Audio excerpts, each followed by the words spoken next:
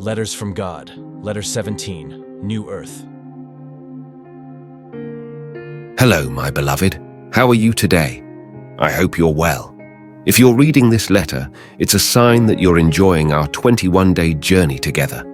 Today, I have good news for you, your family, and your friends. I need you to promise me that you won't keep these truths to yourself.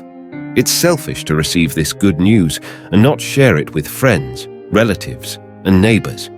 If you decide to share it with others, then it makes sense to keep reading these lines. Know that I'm very pleased with your interest in learning about these truths and also sharing them. Do you remember when we talked about the judgment? Well, let's continue from there. After the final judgment, my people will inherit a new earth forever, and that's what I want to guide you about now. Ready? When I created the earth, after everything was ready, I, the Lord, saw that everything was very good. Genesis 1:31. In fact, everything was perfect, without blemish and without sin. I placed man and woman to enjoy nature and to partake in all the wonders around them.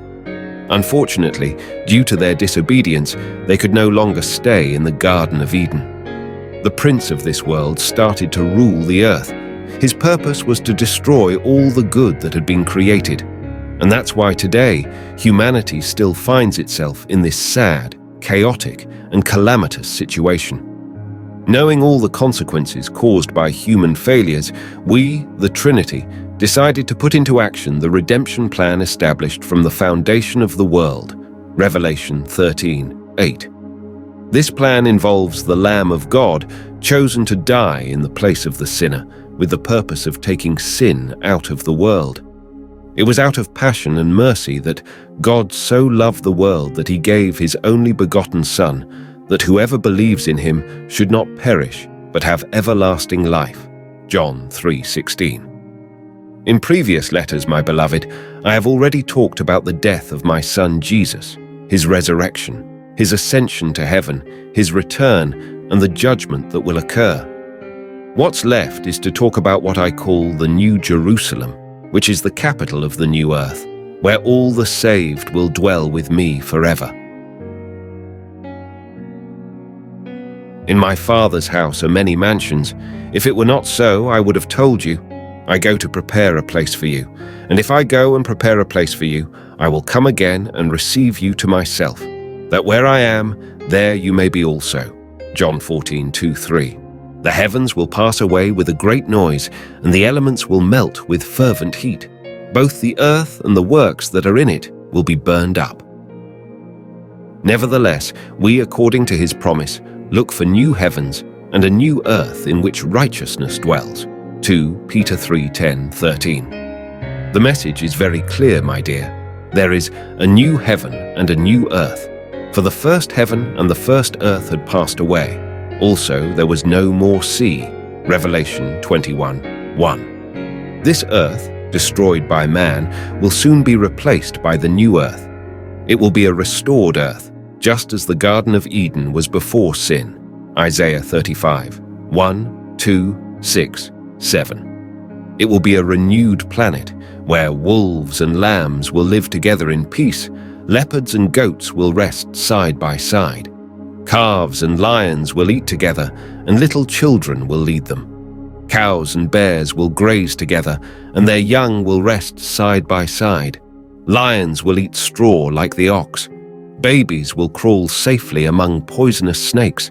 Isaiah 11:6-8. All the violence that exists in the world today will no longer be there. The losses that make you cry and the horrors that cause you depression will certainly no longer exist. Regarding the many crises that bring you insecurity, I can assure you they will be a thing of the past, for I will wipe away every tear from their eyes. There shall be no more death, nor sorrow, nor crying. There shall be no more pain, for the former things have passed away. Revelation 21:4. My love, I want you to know that there will be no more diseases. I know how much you have suffered because of them. I know you've seen people you love suffer from illnesses, and many times you've feared for your own life. But I, the Lord, will destroy all kinds of diseases, and the saved will be healthy physically, mentally, and spiritually. Isaiah 33:24. You will forget the troubles you have now, and I won't think about them anymore. I am creating new heavens and a new earth. Everything of the past will be forgotten, and no one will remember it again. Be glad, rejoice forever with what I'm creating, for I will fill Jerusalem with joy and her people with happiness.